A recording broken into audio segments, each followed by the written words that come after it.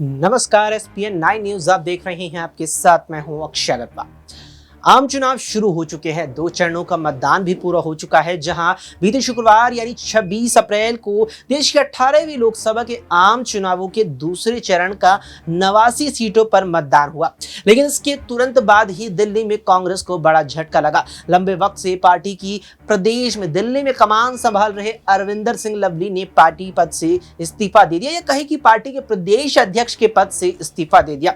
जिस तरीके से अरविंदर सिंह लवली ने बीते रविवार को इस्तीफा सौंपा, उसके बाद से ही दिल्ली कांग्रेस में भूचाल आ गया। एक हुजूम उमड़ पड़ा जो अरविंदर सिंह लवली का समर्थन कर रहा था, तो एक और गुट यहां पर निकल कर आया जो उनकी खिलाफत करता नजर आ रहा था। ऐसे में अब माना जा रहा है कि कांग्रेस की मुश्किलें और भी ज्यादा बढ़ गई है, क्योंकि जिस तरीके से कांग्रेस ने एक बाहरी नेता यानी कि कन्हैया कुमार को बिहार से बुलाकर दिल्ली में एक प्रकार से स्थापित करने के लिए उत्तर पूर्वी दिल्ली सीट से लोकसभा का टिकट दिया, और वो भी ऐसी स्थिति में दिया है जब कांग्रेस दिल्ली के महज 3 सीटों पर चुनाव लड़ रही है और उन 3 में से भी एक सीट पर बाहरी नेताओं को मौका दिया। उसका विरोध और उससे नाखुशी जाहिर करते हुए यहां अरविंदर सिंह लवली ने अपना इस्तीफा सौंप दिया, और उसके बाद कन्हैया के विरोध में भी कांग्रेस दफ्तर के बाहर प्रदर्शन हुए। ऐसे में तमाम सवाल हैं जो कांग्रेस के इस फैसले और अब संभावित कदमों को लेकर उठ रहे हैं। हमारे साथी दिनेश है, दिनेश से बात करेंगे इसी मुद्दे पर।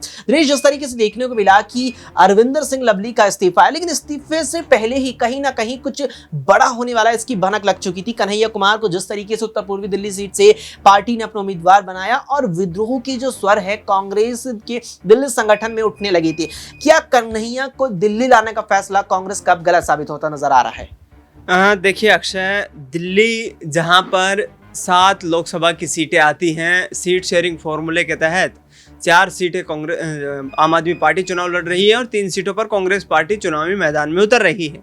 ऐसे में हमने देखा 2019 के लोकसभा चुनाव में बिहार में बेगूसराय लोकसभा सीट से कन्हैया कुमार ने चुनाव लड़ा था। दिल्ली में लंबे वक्त से जेएनयू की राजनीति से जो है सुर्खियों में आए थे कन्हैया कुमार, और उसके बाद उन पर तमाम तरह के आरोप भी लगाए गए। लेकिन उसको ध्यान में रखते हुए अब कहीं ना कहीं अपनी छवि को सुधारने का प्रयास करते हुए राहुल गांधी के लगातार साथ रहे, भारत जोड़ो न्याय यात्रा में भी दिखाई दिए।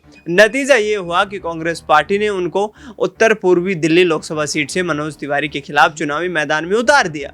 लेकिन कन्हैया कुमार को लेकर के मैंने पिछले दिनों एक रिपोर्ट देखी, उसमें 5 लोग भी ऐसे नहीं है कि जो उत्तर पूर्वी दिल्ली क्षेत्र में कन्हैया कुमार को व्यक्तिगत रूप से जानते हों। यानी कि साफ तौर पर कांग्रेस पार्टी का जो वोट बैंक है वो स्थानीय नेताओं के बलबूते पर है। उत्तर पूर्वी दिल्ली की बात करें या देश में जहां पर भी बात करें, और ऐसे में कन्हैया कुमार के बिहार से आकर के दिल्ली में चुनाव लड़ना, और वो भी ऐसी हॉट सीट पर जहां उत्तर पूर्वी दिल्ली सीट जो कि बीजेपी का गढ़ बनी हुई है, 2 लगातार जीत वहां से बीजेपी ने हासिल की है। मनोज तिवारी को हराने के लिए बीजेपी को एक ऐसे कैंडिडेट की आवश्यकता थी जो कि उन्हें चुनाव में जबरदस्त टक्कर दे सके। लेकिन यहां पर उल्टा ये जो दांव जो है वो कांग्रेस पार्टी पर पड़ता हुआ नजर आया, और जिस तरीके से यहाँ स्थानीय लोग हैं जो कांग्रेस प्रदेश संगठन के साथ जुड़े हुए हैं, वही यहीं पे जिस तरीके का विरोध प्रदर्शन कर रहे हैं, ये कांग्रेस पार्टी के लिए सुखद संदेश नहीं है। और आने वाले लोकसभा चुनाव में 3 सीटों पर लोकसभा का चुनाव लड़ रही कांग्रेस पार्टी को उत्तर पूर्वी दिल्ली सीट पर झटका लग सकता है। बिल्कुल, यहाँ पर उत्तर पूर्वी दिल्ली सीट, और यहाँ पर कहा तो ये तक जा रहा है कि 3 सीटें जिन पर कांग्रेस चुनाव लड़ रही है वहां सभी पर झटका लग सकता है। इस बीच आम आदमी पार्टी के दिग्गज नेता और राज्यसभा सांसद संजय सिंह भी इस पूरे मामले को लेकर कांग्रेस का समर्थन करते नजर आए और अरविंदर सिंह लवली पर हमला बोलते दिखे। जरा देखिए इस वीडियो में संजय सिंह ने क्या कुछ कहा। क्योंकि सारे नियम कानून ताक पे रखे जा रहे हैं उनके लिए, तमाम तरीके की बाधाएं और दीवारें खड़ी की जा रही हैं उनके लिए, दवाओं तक का इंतजाम रोका जा रहा है उनके लिए। इस आधार पे हम लोग ये बात कह रहे हैं। संजय भाई, आपके गठबंधन पार्टनर जो कांग्रेस हैं, आपके गठबंधन के साथ कन्हैया के उम्मीदवार, इसको लेकर एक विद्रोह जैसी स्थिति ऐसी है, उनके प्रदेश अध्यक्ष को इस्तीफा देना पड़ा, वो सामने आ गए। क्या इसका असर गठबंधन पर पूरे चुनाव पर पड़ेगा? देखिए, मैं सिर्फ इतना कहना चाहता हूं कि ये कांग्रेस पार्टी का अंदरूनी मामला है, और कांग्रेस पार्टी के जो वरिष्ठ नेता हैं वो इसका संज्ञान ले रहे होंगे।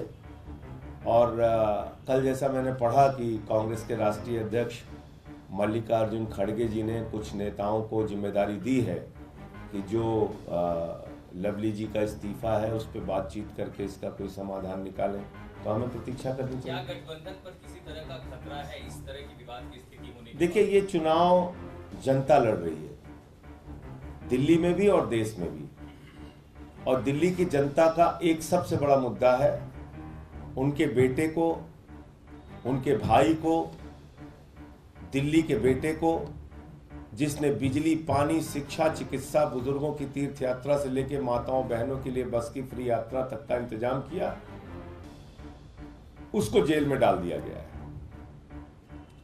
तो लोग तो मन बना चुके हैं कि जेल का जवाब हम वोट से देंगे। एक ऐसा मुख्यमंत्री जो दिन रात समर्पित भाव से दिल्ली के लोगों की सेवा कर रहा था, उसको आपने पकड़ के जेल में डाल दिया। इसको लेके लोगों में गुस्सा है, आक्रोश है, और जेल का जवाब जनता वोट से देगी।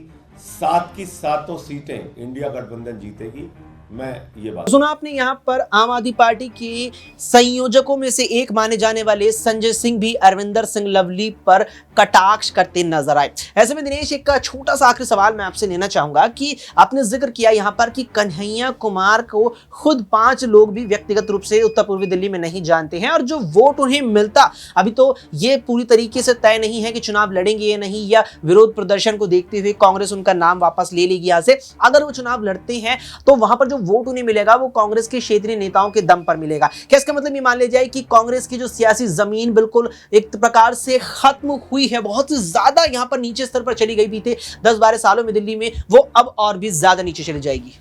देखिए, इसका नुकसान तो अक्सर मैंने पहले भी बताया कि होगा, क्योंकि जिस तरीके से स्थानीय नेताओं को यदि समर्थन नहीं मिल पाएगा, कांग्रेस इलेक्शन कमेटी की जो मीटिंग हुई है उसमें कहीं ना कहीं सुझाव मांगने चाहिए थे, और यहाँ पर उन सुझावों के आधार पर टिकट देना चाहिए था।